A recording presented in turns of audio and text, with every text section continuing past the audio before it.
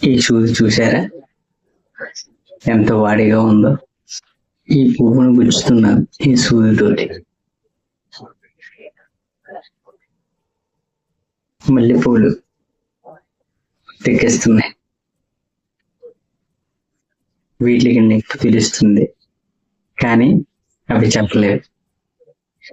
అలాగే ఈ సూదితో హృదయాన్ని గుచ్చినప్పుడు నొప్పి కలుగుతుంది, బాధపడుతుంది.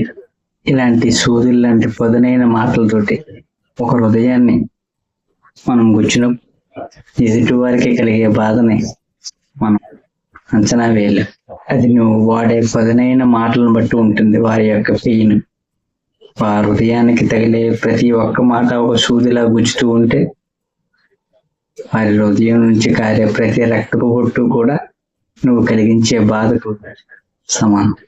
అదే మృదువుగా హాయిగా మాట్లాడి హృదయాన్ని పువ్వు తాగితే మధురంగా ఉంటుంది. అదే సూది తాగితే భారంగా ఉంటుంది, బాధగా ఉంటుంది. నీ మాటలతో హాయిని నింపు, బాధను కలిగించు. సాధ్యమైనంత వరకు మృదువుగానే మాట్లాడు. నీ మాటలతో నీ చుట్టూ ఉన్న ఎవరికైనా సరే హాయిని ఇచ్చేలా మాట్లాడు. నీకు కోపం రావచ్చు, కోపంలో ఏదైనా చేయాలనిపించవచ్చు. ఆ కోపాన్ని కంట్రోల్ చేయి. నోటి వరకు వచ్చిన మాటని బయటికి రానివ్వకు. నీ మాట వల్ల ఎదుటి వారికి కలిగే బాధను నువ్వు ఆలోచించు.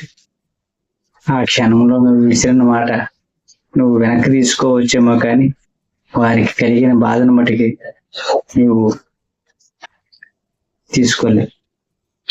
మాటలతో బాధించకు, మనసును ముప్పులు చేయకు. ఒకసారి మనసు విరిగితే మరలా అతకడం కష్టం.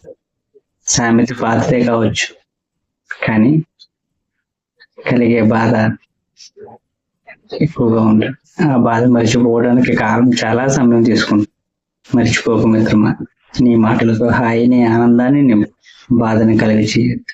ఆ క్షణం నువ్వు బాధపడినా పర్వాలేదు, నీ వల్ల ఇతరుల మటుకి బాధపడకుండా చూసుకో. ఇది ప్రేమ త్యాగం కావచ్చు.